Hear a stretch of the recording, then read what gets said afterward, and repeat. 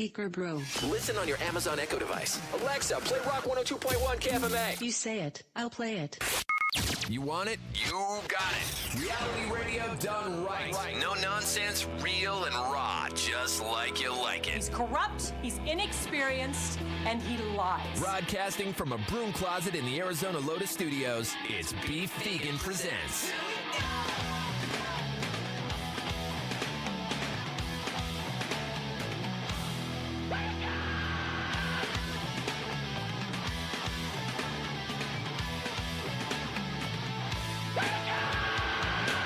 Welcome back to the show. It's Beef Vegan Presents live on Rock 102.1 KFMA, streaming worldwide at KFMA.com on this beautiful Monday, August 26th. Good morning, Rico. Good morning. Good morning, Tucson. Thank you guys for tuning into the show. I hope you guys had a fantastic weekend. There was not a lack of options of entertainment this weekend. You know, we're just, the dust is settling from the Meet the Chefs competition. Thank you for everyone who bought up those tickets. It was a sold-out event. Food was delicious.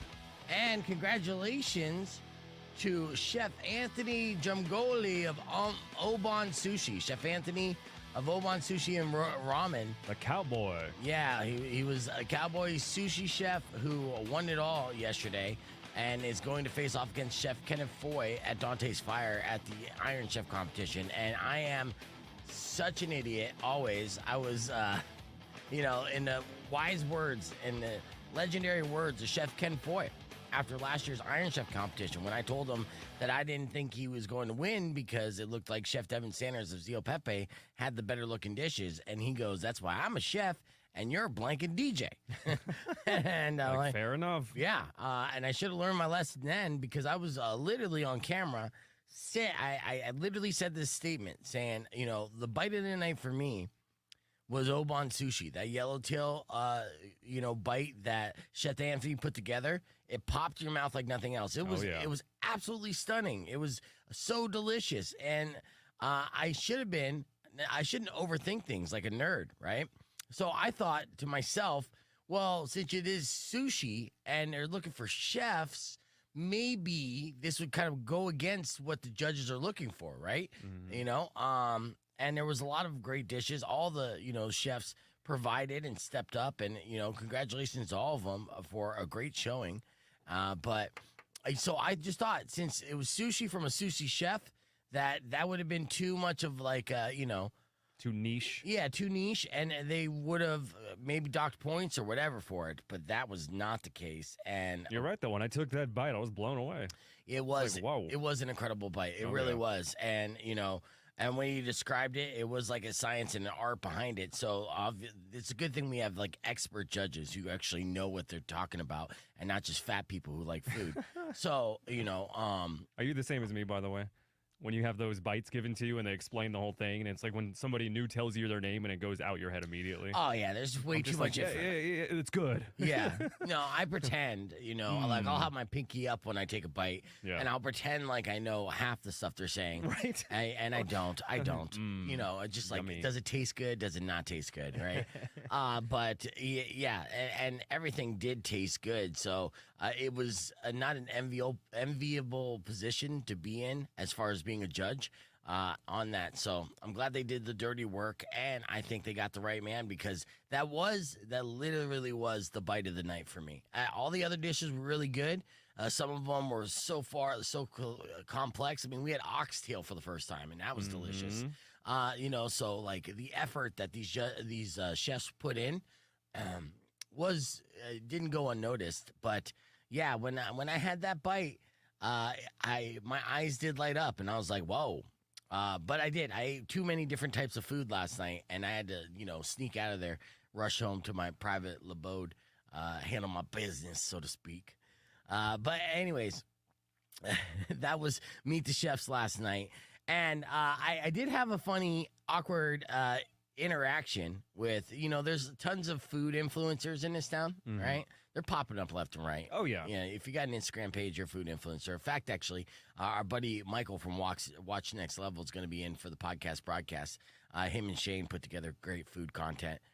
There's a show that I've been noticing, and nice guy, Wesley from Tucson Tasty Show, right, was out there. And so, he saw me and I recognized him. So, I went and said hi, and they're filming stuff. So he's like, hey, we talk to you on camera? I'm like, yeah, absolutely, dude. Let's do this.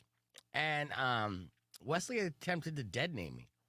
Oh, no. Yeah, dude. And, look, I don't have an ego attached to my name. It's fine. My friends call me Beef, right? Hell, my mom's even at the point that she calls me Beef. It is what it is. But he goes, he goes to introduce me. I know, this is such an awkward fail. You already know. He goes, he's like, oh, yeah, I'm, here with Beef Vegan, or as I know him, Brandon.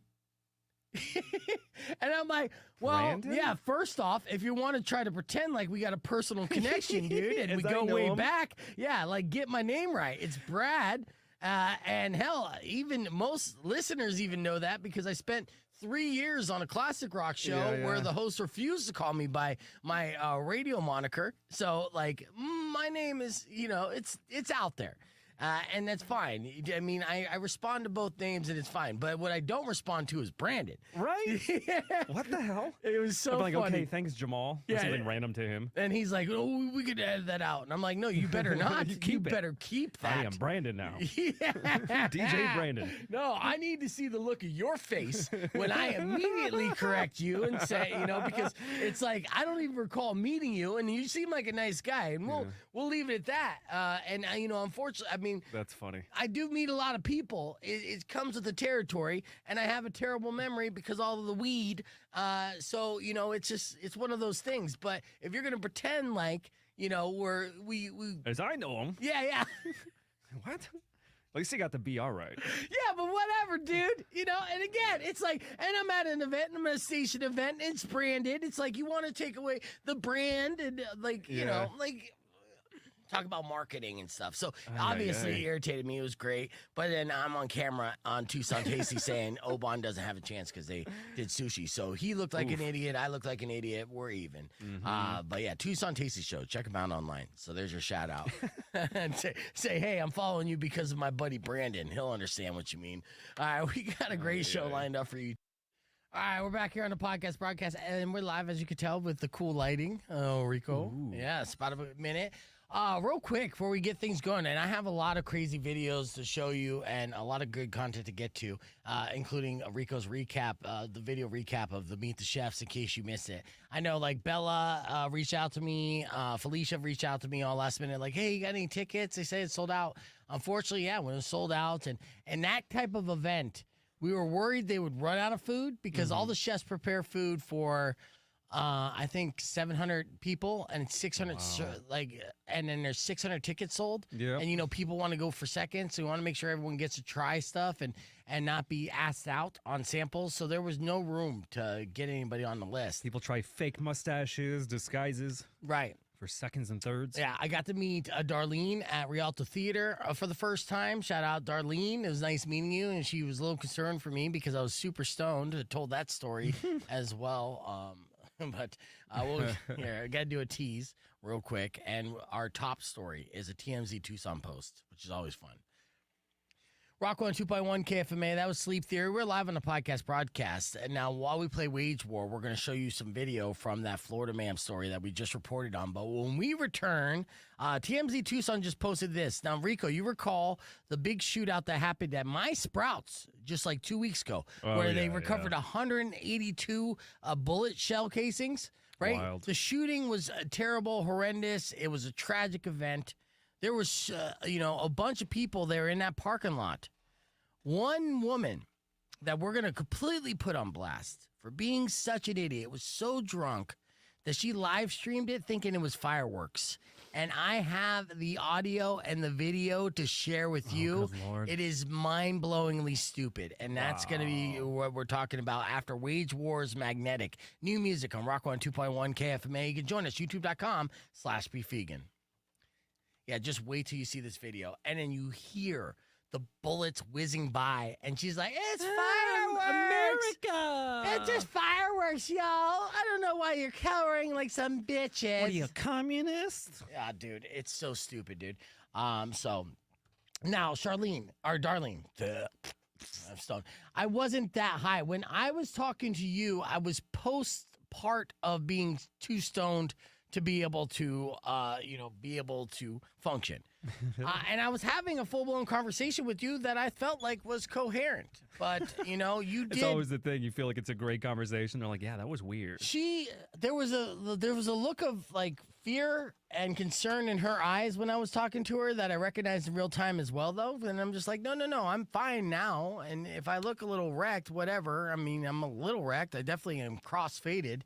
But I'm not as, like, so smashed like I was earlier. In fact, I saw Liz and her son out there and even took a picture with her son, and I was fine at that point. You remember seeing them. You're good. Yes, and trust me, if I was as high as I was initially when I first hit the pen from Xander, which just caught me off guard, and I'm an idiot for even doing it, and then if I would have, like, met Darlene for the first time and saw Liz with her son, I would have had a panic attack and passed out. Breathing heavily. Oh, man.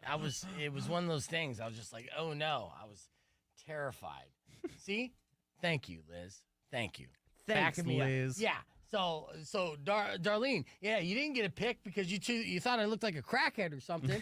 I wasn't that high at the time that I ran into you and Bella. And then Bella is like, she checks me, and, I was there with my friend Kaylee, and yeah, so Bella is like, like flexing on me and aggressively like checking like into me. I'm like, what the hell's going on, man?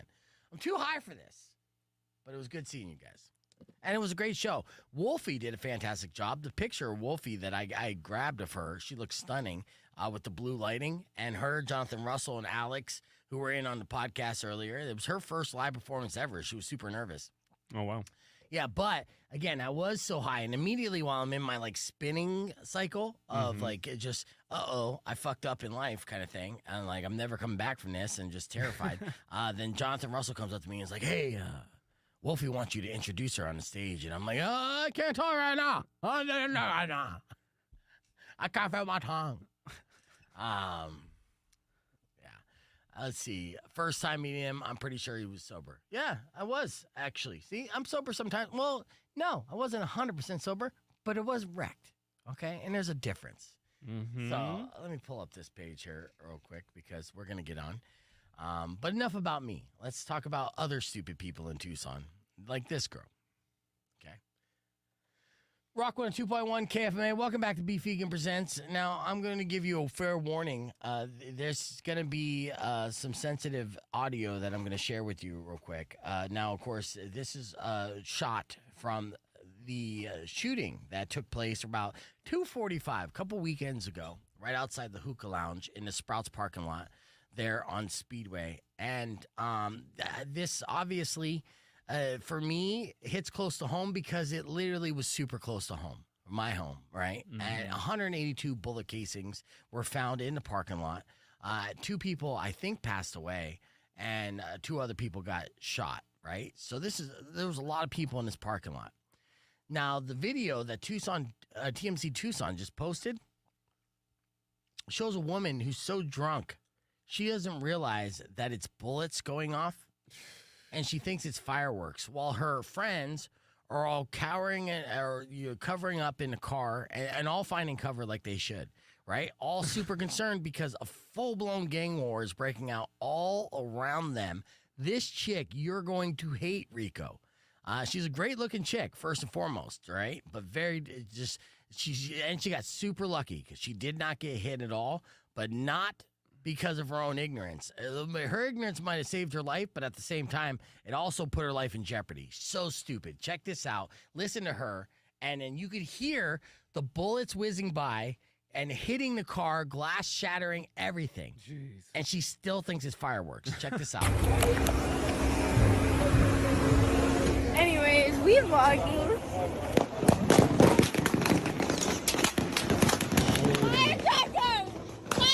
Firecrackers! We're good. Oh my God. Right.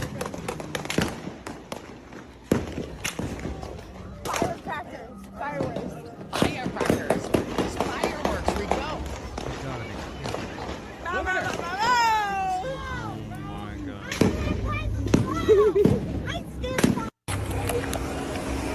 see her too? Like, you're gonna have to see her face when we do this. She literally, she's doing a selfie in the camera. She's throwing up deuces. She's walking out in the midst of it, and you hear on the cell phone audio the bullets literally whizzing by. You really did hear that. Yes, yeah. and making contact with the cars around it. Here, real quick again, and you know, I threw out the warning. So here we are.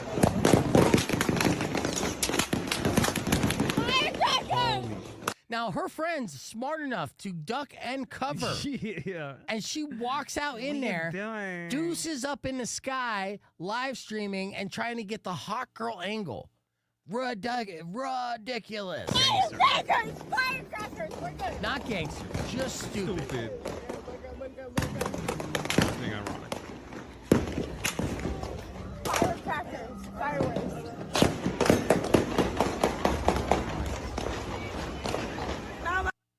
Dude, it's like, thank God she's okay, because you can imagine how horrible that'd be. She's doing that and then gets popped. Yes. Like, ow, on live Yes, stream. dude. And look, dummy. I live close enough to that Sprouts where I would have heard every single bullet ring out. Luckily for me, I was up in Phoenix, and my daughter and I were up in Phoenix that night.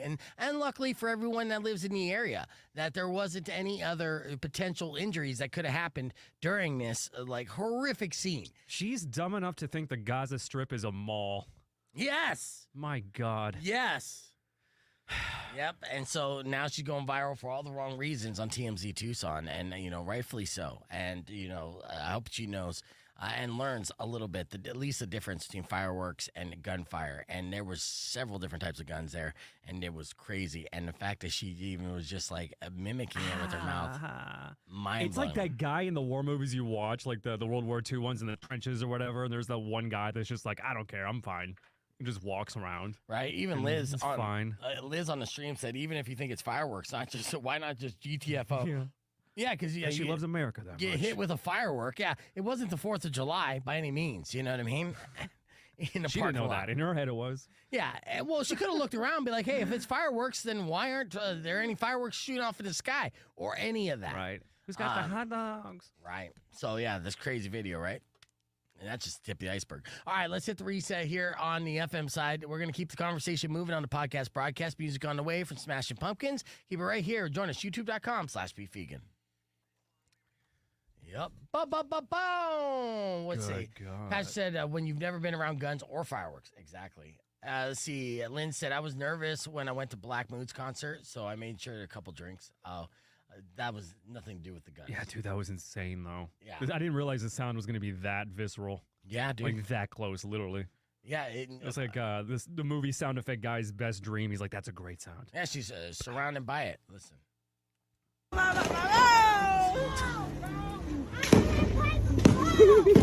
When you hear that whiz, though, that... Yeah, you hear that. Jeez, But I'd be listen, like, get the hell out of here. yeah, and listen to her friends trying to like speak some sense to her. Right. She's just way too wasted. And this is obviously a bad look for the hookah lounge, all hookah lounges, the fact that they... Not one guy friend either. The guy friend in there would have been like, get the hell down, you dumb bitch. What are you doing? Get down. No, the guy friends are too busy popping off it against the Sure. other people, right? Good I mean, God. they were all fucking packing, dude.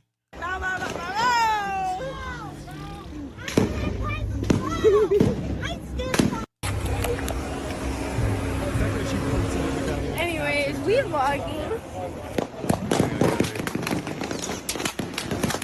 Firecrackers! Firecrackers! Fire! Well, that could have been TMZ Tucson's caption as well. So, you know, I don't know. I mean, there's the original. It's on TikTok. Gnome Familia. Brilliant. Brilliant. You know, just Clever. Tucson. It's just the next gen of Tucson. Just Tucson things. Nothing to be seen here. See, gang violence in the 90s taught me to duck whenever I hear anything that resembles gang violence. Same. Resembles gunfire. Same. You know, it's like, you know, these kids, they should have grew up in the gangster era. Instead, they grew up in the, I don't know, the PC emo era. And then, you know, full-on AK-47s popping off. And they're just like, it's the 4th of July. They start singing Katy Perry songs. This generation's just twisted. Wrong. All right. So, and she wasn't even our morning moron. Our morning moron was a doozy as well, though. So, in case you missed She deserves it, Yes. but didn't get it. Right. In case you missed the morning moron, well, a little something like this. Check it out. And so, you know, let's get things moving. We're going to have Ali from Spears and Ali in with us to help us go over the do's and don'ts. Oh man, if you follow my Twitter page, I share stupid stuff all the time and videos that I'll share in the podcast broadcast. But before we get into all that, like people getting beat up in Vegas, today's morning on, I wanted to get revenge, you know, and did it in a weird way. It was a 23-year-old guy in Louisiana. His name's James, and on Wednesday, you know, he had an altercation at Starbucks. Now, no one knows what the altercation was. It happened a little bit earlier in the day, but the Starbucks employees asked him to leave. And you know, you're a special type of human being when Starbucks employees can't stand you. And they're like, yeah. They've seen it all. Yeah, if you get kicked out of Starbucks, it's not the Starbucks problem, it's your problem, right? There's an issue there. So James, you know, he didn't take to getting kicked out too kindly. He decided to devise a plan to get his ultimate revenge. He came back a little bit later on and then attempted to lock the front door shut with a bicycle lock from the outside. From the outside. From the outside.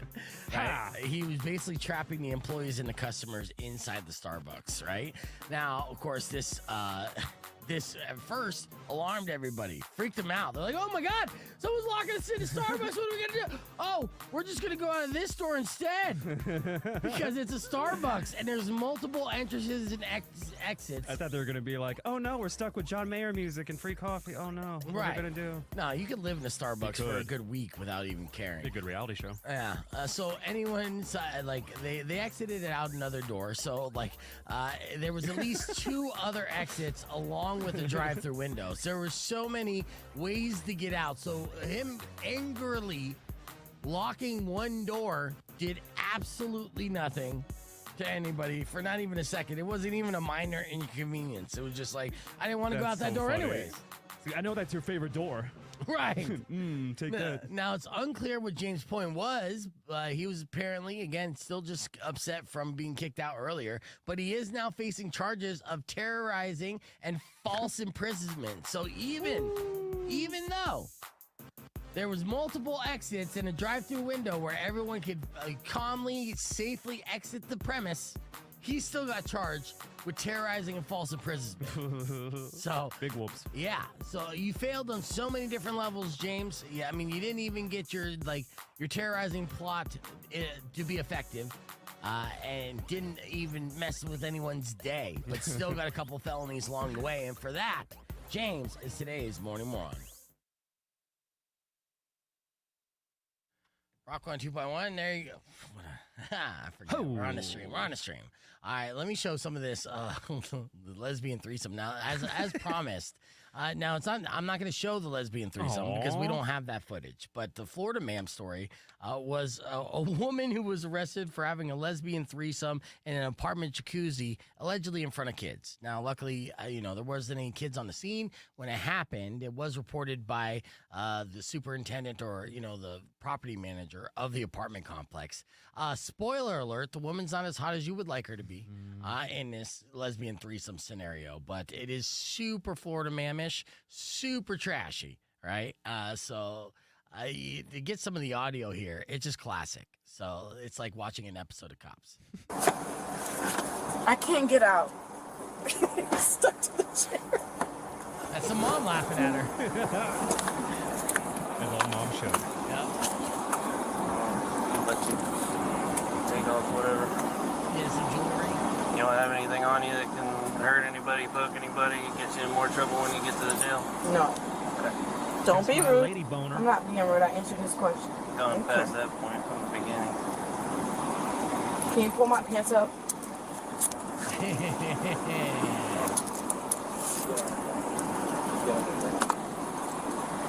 Eating each other out, bro.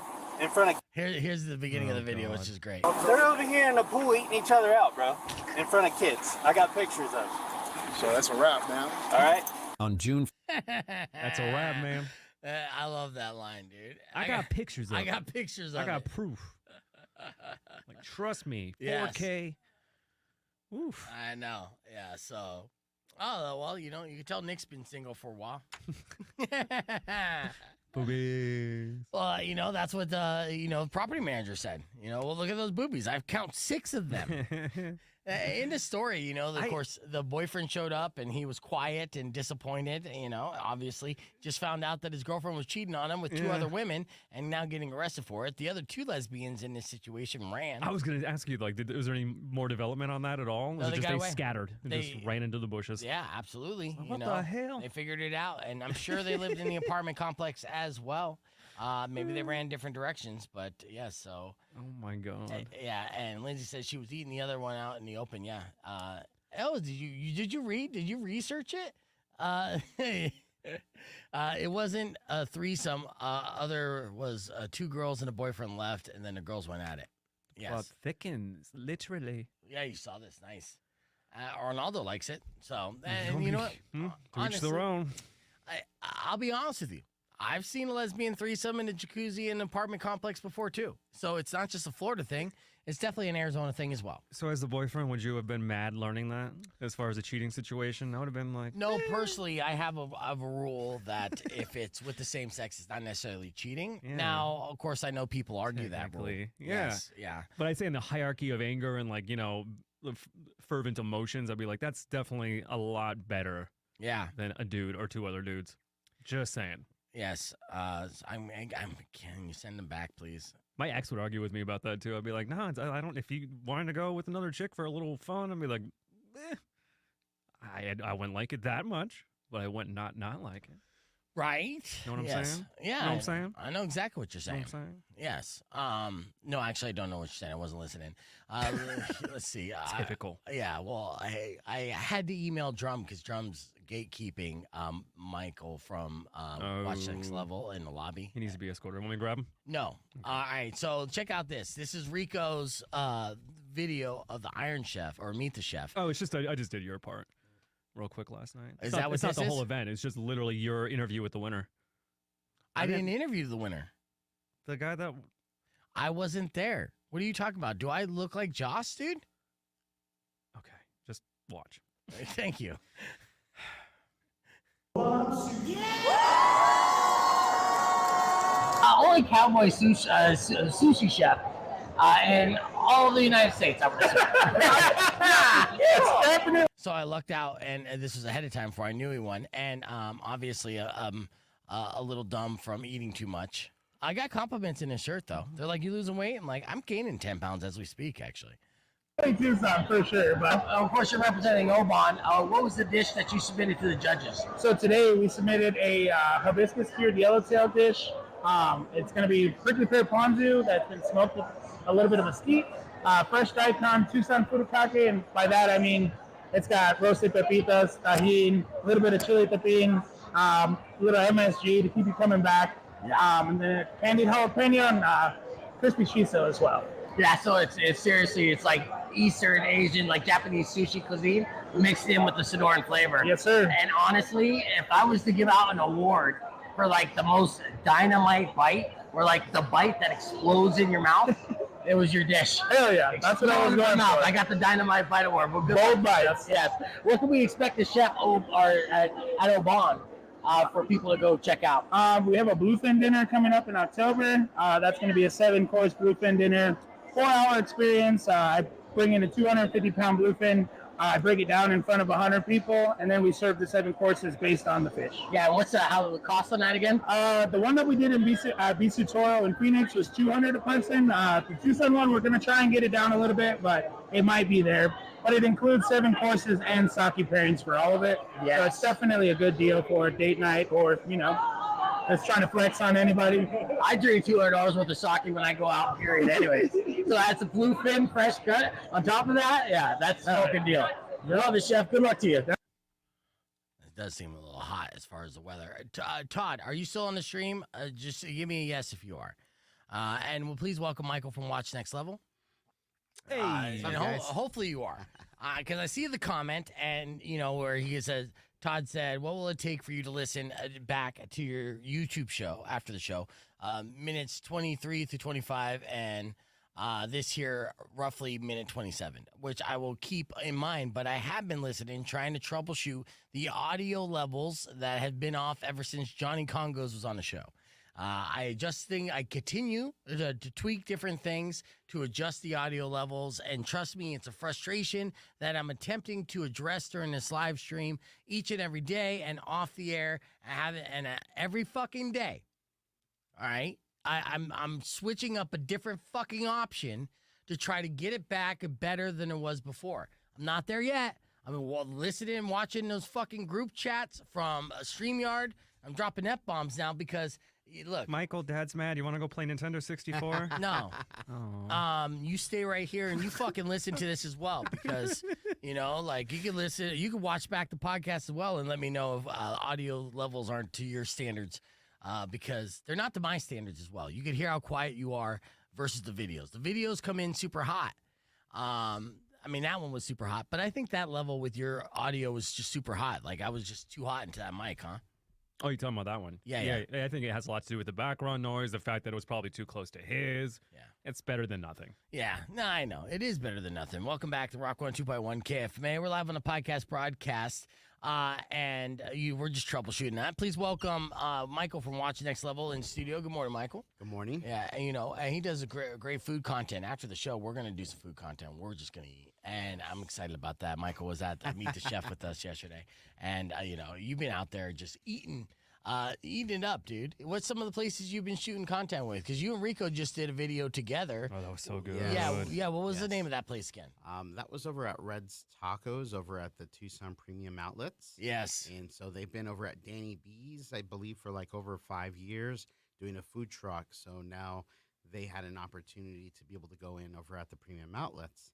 So it's pretty cool because you don't usually expect to have something like that over at a mall. Well, in Tucson, you know what? When it comes to food, expect the unexpected. That's Park Place is showing that. Hell, there's just eateries just popping up. Like everything is just a quality food on top of it, And then you have to also expect a tip.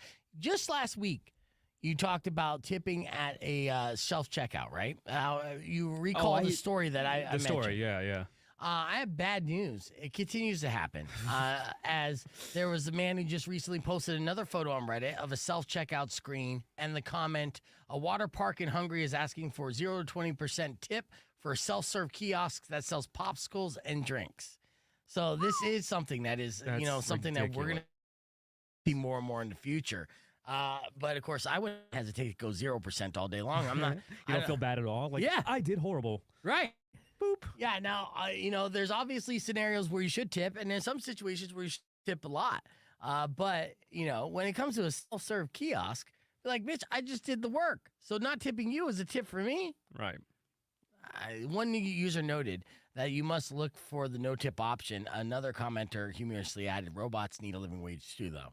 So, there's the argument that we're going to have in the future. Conversation highlighted how tipping is more common in the U.S. and influencing practices in other regions, like South America, where tips are increasing from 10% to 15 to 20% due to American tourists, which, it's Americans ruining things. So they're coming down there as tourists, and they're tipping what Americans normally would tip in America. What they didn't know is they're negatively affecting the people in that region who were customarily tipping 10% because that's the way it is. So now... It's like, you ruined it. Yeah, we ruined it.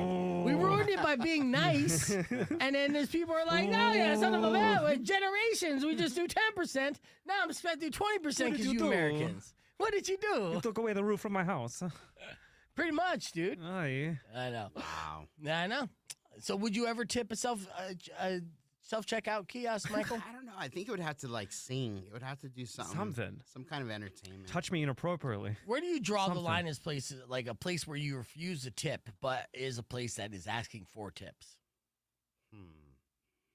That's a really good question. I know. Oh. I'm a journalist. 90% of them kind of justified it in a way because it's service-based. I think there was one spot a while back that was like a self-serve frozen yogurt spot, and the person at the register just rang it up for you, and they still have the audacity to do. I'm like, I put the yogurt in the bucket. I put the toppings in the bucket. I put the thing on the weigh scale for you. Yes. And you just sat there, hit a button on the register, and it's like, tip? I'm like, you son of a bitch. Yeah. And you said no. No. Good. Your tip is you're like, maybe you shouldn't ask for money to do that. Yeah. There's a tip for you. I don't blame them if there's suckers out there willing to tip in that scenario. But yeah, I think you had all the reason to not tip because you're like, you didn't do anything for this except for trying to get money from me, and now you want more money from me? You're right. Now That's that not a he tippable says that, job. Yeah. That's like takeout. You know, they're just walking the bag out. Like, No. feel free to leave a tip. Uh-oh. You know, Dutch You Bros. should tip. Dutch Bros hits you up with that, actually. Well, no, but you're wrong in that scenario. You should tip for takeout. Yes. 100%. You need to tip for takeout. So, like, when you go, because I worked in restaurants, so say, you know, you place an order to go, should you tip the person that gives you your takeout order? The answer is yes. Should you tip 20%? I say no. I think the percentage is different, but they are piecing together your menu and presenting it to you. That is a tippable job. So, you know, I think a lot of people who put together takeout orders expect to be tipped in that scenario. And in there, they are actually doing something. It's very little, but it's still something. Yeah. Especially if they get the order right. That's fair. Yeah. That's fair. So you've been doing it wrong, Michael. Uh-oh. That's all right, though. These opinions expressed do not represent Watch Next Level. Yeah, dude. These are just off the cuff. Or the show. Definitely Devil's doesn't represent the advocates. show. Yeah. You know what? Trying to I've ruin our always left reputation. a little tip for locals. It's more like if you went to go pick up Texas Roadhouse to take that back to the house or something. You only It's left like- them a little tip? I always assumed it'd at least be an average tip. But, all That right. bread, though. All right, let's keep the conversation moving on to podcast broadcast. There we're going to see Rico and Michael eat some delicious taco and burritos from Watch Next Level. We got more coming up after music from Everlast, Rock 102.1 KFMA. Clear. When it comes to tipping, too, I think I still feel awkward. Two situations. One's getting a massage and then a haircut. Both, because I feel like both are it's like the food industry is a whole different planet, and this one's like, you know, they're touching your body. A massage and a haircut. Yeah. What, you won't tip or you? You will tip, but I just don't know how much is appropriate. Like maybe like $10, 15 tops for a massage, and I kind of feel like you just touched my whole sweaty body for an hour, and I'm like, is that enough? Yeah, is that enough? Well, you know, I don't get massages, so I don't know the rate. I do know there is a surcharge that will get you something special, but you know, the haircut is like, for me now, a haircut tip is $10. So if the haircut itself is like $25, then I'm, you know, doing an extra $10 on top of that, and so it's expensive. And that's the most satisfying one to give cash to, I think. When you give cash to the barber or the hairdresser. Yeah, I- you they get get haircuts all excited. the time too. You get Mine haircuts goes more fast. than me. Yeah. But I like giving cash. They get very excited and they just like stuff it in their shirt like it's like they can't show any other people. You going to a male barber or female? No, it's a female one sometimes. So a stylist. Yeah. Okay. Massage. I go back and forth. There's a couple barbers I like. I like to kind of. I'm not judging. Well, okay, I'm sizing you up. I'm not necessarily judging you. You do you, man. I'm just surprised. So Rico, when that massage and the haircut thing, It was 2 in 1. Yeah. then how are you paying it? Like the massage, the haircut? He's just doing it topless, and that's payment enough. Let's do it. I'll flex A the pec pecs flex. every now and then. Yeah, that's a little gift for you. They're like, sir, please leave. Yeah, you know what? Creeping us I had out. a situation where I went to proof on Friday. Chef Alexander, who was a part of the Meet the Chefs competition, was in studio earlier in the week, and he's like, "You come on by, I'll take care of you." And I was like, "Yeah, you know, I definitely want to check it out." And I had a friend in town, so we went to go check out proof. And unfortunately, this friend has a gluten allergy, so I had to get everything gluten free, which I feel like, you know, kind of diminished the experience a little bit. It's still delicious, but I know that it would have been more delicious if we had some fucking gluten, right? But anyways, I was being polite and did not eat the gluten. Now, Chef Alexander came out, and sure enough, man of his word, took care of everything, right? And so, you know, when it was time to say, I was like, "Can I get the bill?" The waitress is like, you know, Chef Alexander said it's all on him. So, you know, nothing. I thought he was going to take care of like an entree or something, right? Like an appetizer, not the whole thing. And we had cocktails too. And I was like, you know, I really appreciate that, but can you charge me for at least one cocktail? So that way I could run my card, and because I want to leave you a tip. She's like, "Oh, okay, yeah." So she immediately perked up because, you know, in this situation, she comes to the table and I look like me. So, you know, just a guy asking for free food. So, like, she feels like she's going to get stiffed. I'm just wasting her time, right? So a lot of times they get in this situation and assume. But I'm like, "Oh, no. Little did you know, Missy, this is your lucky day because considering everything is free, I'm going to tip you more than I would have tipped you if it was just 20%. Yeah, to make up for it. Yeah. Yeah. So I ended up tipping her $40. My bill would have probably been $100, so the tip would have been 20. Right. So I tipped her 40, ended up spending 50. That's still 50% off for me. 200% tip for her, right? Works out. Yeah. It was a good deal. And it was delicious, even though there was no gluten. And I felt bad. I felt bad that I'm like, yeah, I want to come in and try your best dishes. What are you going to make for me, chef? You know, your call. Oh, by the way, go, take off the gluten. He's just like, God damn. Because as a chef, he's thinking, this is going to taste way better if you get to use my fresh made pasta and this, that, and the other thing. Not the shit that we have on storage just for weirdos who come in The weirdo to try closet. to make our job harder, right? Yep. Not saying that my friend's a weirdo. I mean, you're she weird. has an actual allergy, I'm assuming, and I believe her, but, at the same time. So what did you have? Okay, so I had this this pizza that was in this.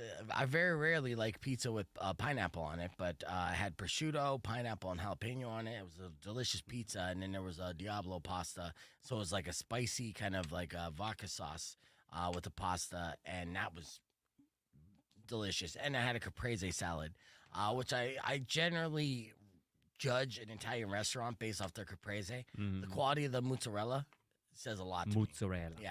How did they do? They did great, dude. Yeah, But no, in your proof is great. I'm mind, gonna the go whole back. time you're thinking, like, how much better could this have been? Yes. No, not even in my mind. I vocalized it. Yeah. You know, It's I probably let her been a lot know. better. Yeah. Like, this is for you, and I'm courteous enough, but at the same time, like, you didn't have to have any of this pizza. You could have the gluten-free pasta. I could have had fucking great pizza. Sorry, God hates you and he loved me. Now, I'll tell you what. It was good when it was fresh, but when I had leftovers, right? And when I ate that pizza, cold, and then the next day when I reheated it, it just didn't hit the same because of the gluten-free dough. You need gluten. Now, I understand diet. I mean, allergies are a real thing. I understand that. And I'm like, hey, if you need a shit, then sometimes it's worth the shit. I get it. I know how many lactose intolerant people just have to have cheese or ice cream sometimes. Like, Yes. I'll take the pain. And I am growing lactose intolerant, right? So there are certain dishes that I know is going to run right through me, right? And then that's a give or take. Is the risk worth the reward, right? And as long as Sometimes there's that answer's yes. Yeah, absolutely. Now, if I'm at the fair and there's only Porta Johns, I'll skip it. But if I'm close to my bathroom, then I'm going to overdo it. I'm going to be like, yes, extra lactose. Give me all the lactose. Take it straight from the teat. And then just run to the bathroom. And I feel like it doesn't even stick to me. And then it's like the best diet ever. Right? Just have an EpiPen as your necklace. Yeah. Like, I'll be fine. Yeah. But I mean, I get it. You don't want to be shitting while you're hanging out with someone. Choose your battles. Yeah. Yeah. What was your favorite dish last night at Meet the Chefs? I wish I could tell you because I didn't try any of the dishes. Believe it What? or not. I thought you were. No? Not. Well, Damn. So it sounds like I missed out, though. You had that one out over at Oban. Yeah, well, that's the kept one. thinking- Chef Anthony won was the whole thing, excellent. so he is going to be the competing against Chef Ken, and I like this young blood versus old school. Even though Ken's not an old man by any means, but Yeah. the guy's been in the game for a long time. And Chef Anthony, his story was fascinating too because he basically just started working in kitchens. Obviously had the love and developed, and it made sense that he did win because Oban is a high end place. Yeah. And it's a chain here in Arizona, like they have the other ones in Scottsdale. He talked about that bluefin tuna dinner that they're going to do where it's like $200 per person, where they take a 200-pound bluefin tuna and they cut it right in front of you, and you're eating like every part of that. That sounds And a great. 7-course meal. Yeah, you're Yeah. like, yeah. Like, this is not stuff that any kind of like normal rinky-dink sushi place is going to just throw together. But I'm an idiot, and like I said in my show open, and I said this to Tucson Tasty, who thinks my name is Brandon, that, I thought it was too on the nose. It was too like, hey, I'm a sushi chef, here's some sushi. I thought that was going to be points against them, but obviously I didn't know what the fuck I was talking about. I am not one of the judges, and rightfully so, and I'm glad I'm not. And it was my favorite bite of the night, and I did say that in that audio clip. It was my dynamite bite of the night. Every other thing was good, right? Yeah. And you're like, yeah, that's good. Oh, it yeah, that's just good. it just hit different. When it hit your lips, that whole thing, and just the combination of flavors is so flavorful, Yeah. right? I felt like Guy Fieri. I went to Flavortown with that bite. I Yeah, really you did. did. Yeah, and it popped, and it's like, whoa, okay, yeah. But then I'm like, yeah, but sushi, right? Now when he goes in, the real test will be Iron Chef, because you can't just do that. Yeah. Now maybe you can. It depends on what the secret ingredient is. Now Chef Ken has been lobbying for a center plate ingredient for the past couple years. Now that he's going into his third one, he's reigning defending. They might give him that option, right? They might not. Last year was cherries, or last year was peanut butter. A year Peanut before that butter. was cherries. Yeah. He hated that shit. Mm. So he's like, give me Made something. it work, but my God. Yeah, he's like, give me like the pork chop, and then I'll show you all the things I can do with pork chops. Give me a protein, and I'll show you all the things I can do with that. It'll be interesting to see if they do that. And In the previous years, have they chosen something more middle ground? I mean, yeah, it's been going on for a while, so I'm sure it's it's not kind of always covered like something off the spectrum. wall or like. Yeah, I mean, yes and no. I don't Yeah. know. And honestly, I Kinda don't even funny. know how they decide. Even though this is my company is putting it on, we kind of inherited it. It's Yeah. a mystery. Well, I'm just kidding. It just feels like the more Chef Ken wants something to be a certain way, they're going to go against that just to troll him. I'm like, let's see what he can do. well, it'd be unfair to give him an advantage for No. sure. But champions should have somewhat of an Now, advantage. what I did hear from a few of the chefs there, they said the Oban, the gentleman's name again? Chef Anthony. Chef Anthony. So him winning, they said that it's going to be a really great competition because they said he's very versatile. So I'm looking. I believe forward that to kinda too. See that. Mhm. And so yeah, and that's great though. If the other chefs recognize that as well, and what he was able to put together just in that one bite was like, okay, yeah.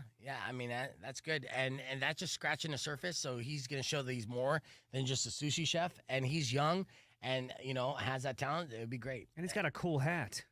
Yeah, he was Cowboy. He's a black cowboy Right. sushi chef. I'm like, what the fuck is this? Got that going. In Tucson, Arizona. Yep. In Tucson, like you're such an anomaly of a person. You're just beautifully Like, I love unique. it. There's Do it. only one. Yeah. I've the only one Chef Anthony I've ever seen in my life. So here we go. Mm-hmm. Congratulations, Chef.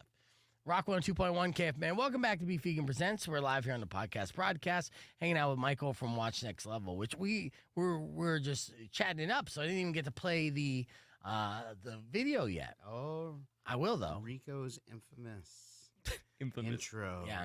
I don't want to spoil it. I've been in the media for about 15 years now, a little over. And being in the media, it's not like I have any secret emails that I get. It'd be cool if I did. They kind of tell you The media thing. Illuminati. Right, yeah. Yeah. And there isn't one at this level anyways. I guess I wouldn't tell you if I was. But I have picked up on being somebody who follows the media. I have picked up on subtleties that I know are kind of put out there to kind of prevent them from saying what they're really thinking. I'll give you an example. I have a headline here that, their wording is very interesting here. The wording is glamorous PhD student, she's 29, who tortured friend's baby to death while babysitting him. Now, this is a horrific story. It really is. And it's crazy for many reasons. Now, they said glamorous as basically a code word. This was the nicest compliment that they could publicly put out in this headline because the reality is this woman is gorgeous, beautiful, monster, but she's a 29-year-old PhD student whose father is a neurosurgeon. Now, the story itself, I'm not even going to get into on the air because it's so horrific, but I will show you the mugshot because not in a million years. When you're thinking of a babysitter in a situation, not in a million, billion years would you suspect somebody with this pedigree who looks like this to be so evil. But there is a little bit of craziness behind her eyes. Yeah. And you're going to see that. But again, yeah, nobody would see this coming. And then they couldn't say, like I'm saying, when you're looking they're like, smoke show, perfect 10, monster. Right? They can't do that. Yeah. They had to say glamorous is the nicest way to put a bow on this horrific story, but at the same time, not ignore the fact that you're just this dream woman turns out to be a nightmare. right? Check this out. This is crazy that this is even a true story. Here's the mugshot. You tell me what you think of this girl. Psycho, yeah. No, But I mean, psycho she looks- because I you know see the what you said. backstory. Well, the eyes. The eyes. The eyes. You You can get see a that. little crazy The in eyes the eyes never lie, now that Chico. you know the backstory. But I mean, give me a break, dude. You can't just be like, "Sure, yeah. That, right." that reminds me of I like know that. she's Well, piece I'm of ass. sorry. I'm a little apprehensive about giving some accolades to a baby killer. My bad. And you're absolutely right. okay. You're absolutely My right. bad, dude. If I would have showed you without even doing the Oh, headline, yeah, she's fine. She's a girl. She's cute. Sure, she's symmetrical. Yeah. she's very symmetrical. Right. Okay. They should have changed the headline to very Symmetrical, symmetrical yeah. PhD student. Would is have a been way monster. more So those acceptable. eyes legit look like that old meme about the psycho Yeah, girlfriend. yeah. See, Don't he's they? not wrong. I would have said the same thing before too. No, there's Like a couple the other eyes. pictures too. So always judge a person by their eyes for sure. But yeah, this horrific story, and yeah, like, but literally like a girl who's uber intelligent, silver spoon fed, neurosurgeon father, PhD, and Ivy League, and monstrous. So you She never would have know. checked out if they would have vetted her. They would have thought, okay, she seems fine. Yeah, She's And got the then- Stepford smile too. yeah. I know. Interesting, crazy. But that's all that. So I had to share that with you. We got a beef tip coming up after these words. See, at least Carlos is honest. Smoke show for sure, but still, terrible person. All right. I just fired off the commercial. I'm like, I don't even know what Yeah, to say. meth after that. smoke. She does look scary as hell. Here's a couple other pictures. I mean, there's some pictures where she's not looking as glamorous. That's the babies, unfortunately. Oh, Tortured I and know, killed it's the like, why are they baby. showing- You know, so sad. Here's another picture. Whoa. Again, you see the Yep. craziness in her eyes. Yeah. And then, yeah, this is her father. It was a cardiologist. Sorry, Mount Still Sinai renowned, doctors. yeah. Yeah, dude. It's just Right. Rich, beautiful, intelligent, and monster. And you're just like, what the fuck happened here? You never know, right? And that's it. That's all the details I'm going to give you on that because there's really nothing worth reporting on that. All right, let's Keep your head on a swivel. Yeah, let's hit a hard reset. We had a fun time talking with Ollie this morning about fantasy football, and then we just started roasting each other about our favorite teams. It went a little something like this. Check it out. But they got rid of that, so it's like a week. Like a bye. It's like a bye week for Right. everybody, yeah. And the voice that you're hearing is a very special guest in studio. He is co-host of Spears and Ali on ESPN Radio 1490, but he's also a five-time champion of fantasy football in his league. A 20-year league that you've been going with the same people? Pretty much, yeah. I mean, it's called Franco's Italian Brigade. Okay. After Franco Harris, and yeah, man, it's just guys from all over the country. They fly in, and we go to a nice hotel, and it's our Christmas. It's an elite thing, huh? It's an elite that's thing. amazing, Yeah, dude. we got And a waiting list. So out of 20 seasons, you're basically like you win 25% of the time. You know, like in fact, actually, how many people are in your league? 12, but 12. buddy, 5 into 20 is 20%. Okay, yes, you're right. You're right. I got you. I just want to 5 help you into with the 20. math a little bit. No, it's not. We don't. 5 into 20? Yeah, it's 20, isn't it? No, it's 25. It is. Yeah, yeah. I mean, I'll take the higher percentage. Yeah. We're in both. Yeah, no, a quarter of the time you're Math be winning mathin'. that. Math, So yeah.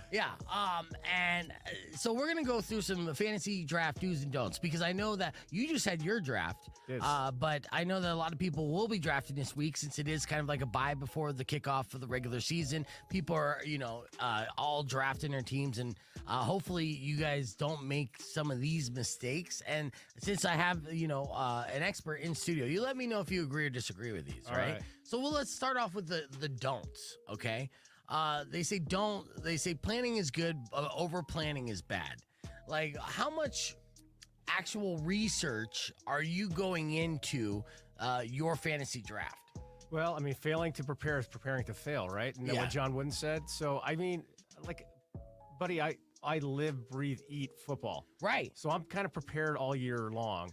So I grabbed some lists. Now, we play in a grown-up fantasy football league where we do auctions. We don't do snake draft. Okay, You get yeah. $200 and you get to bid on players.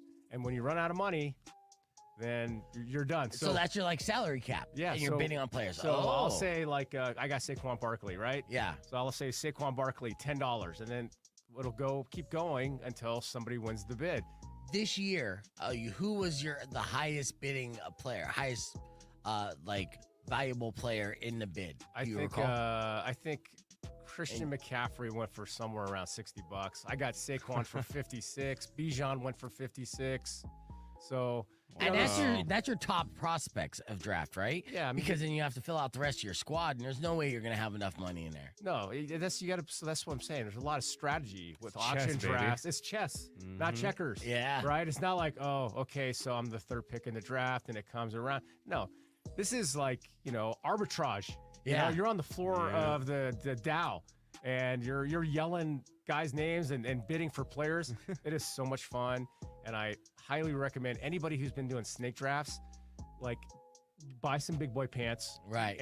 and actually play the right way. And put your money where your mouth is. Yeah. What skill position you think is the first pick you should pick in any fantasy draft? Well, I mean, look, there's a dearth of running backs out there, so getting a premier running back that's going to be a solid choice for you is hard. There's a lot more receivers out there, but like as far as fantasy don'ts, and I hate to say this because you're a Giants fan, Yeah. is don't pick guys that are on dog poop teams. Right. All right. So if I want to get a receiver, I'm not going to go to the Giants because Daniel Jones is throwing the football. Right. So my number one rule is for dog poop teams, I don't want a player on that team. I don't want a player from the Giants. I don't want a player from the Carolina Panthers. I don't want a player from the New England Patriots this year.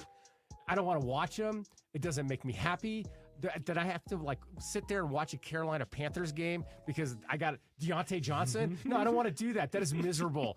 So Don't torture yourself. Yeah. Don't torture yourself. And I think that's good for betting strategies as well. But what about the argument if it is like a dog poop team that their running game is going to be a little bit stronger because that's all they have? Right, so that's what happened when I lucked out and drafted Saquon during his rookie year. They were terrible that year. All they had was the running game, so he put up massive numbers. Right, so if you're talking about maybe like a number 2 running back, look at the bad teams because you know they're going to run it often if their quarterback is weak. I mean, if you got somebody like Saquon, maybe that breaks the rule. But I mean, think about Saquon now with behind a really good offensive line in Philadelphia. Rock 102.1, we're back on here on the podcast broadcast. I had to interrupt that clip, but we're almost done with the FM side. We'll do a couple minutes overtime because there's a couple things that I wanted to touch on, and we'll wrap things up. But I do want to give you a beef tip before we wrap things up. I found this wildly fascinating, but also like spot on, right? So the beef tip today is according to a list of 10 tips for using a condom, which... I know there's a lot of people out there probably haven't bought a condom in a while, but still a good idea, okay? It's going viral because one of these tips is to consider changing condoms if you last more than 30 minutes. Now, if you're using prophylactics, you probably will last longer than 30 minutes. That's one of the benefits, right? You desensitize in a way.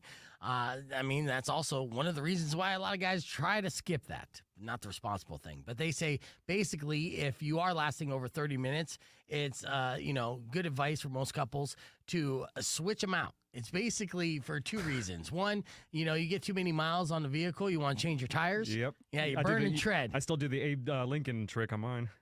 The penny thing. What's the Abe Lincoln trick? You know the penny trick for the tires? I'll explain after the show. Oh, no, for the tires. Yeah, I was like, for my condoms. I was like, what's the penny condom trick? Do you throw a penny in there? Make a wish, baby.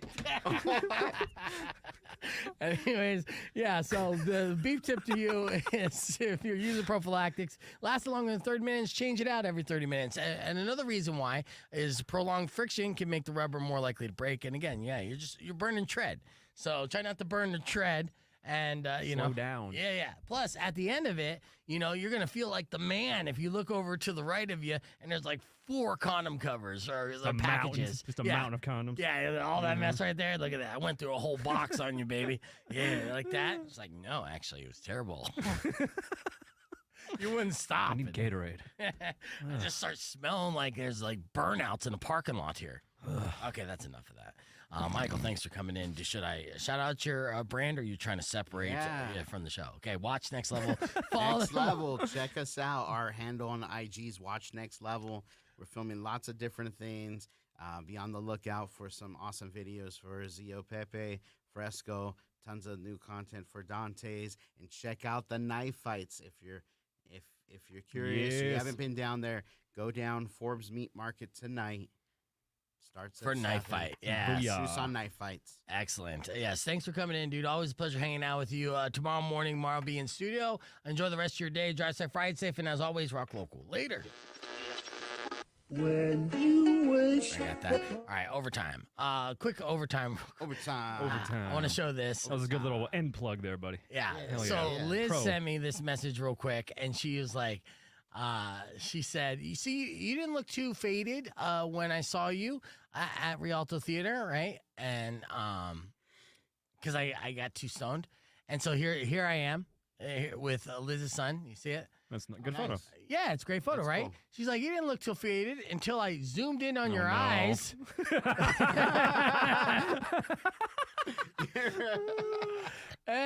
And that's a wrap there. No, you just so- look happy. Yeah. Very, so, very happy. I was so happy.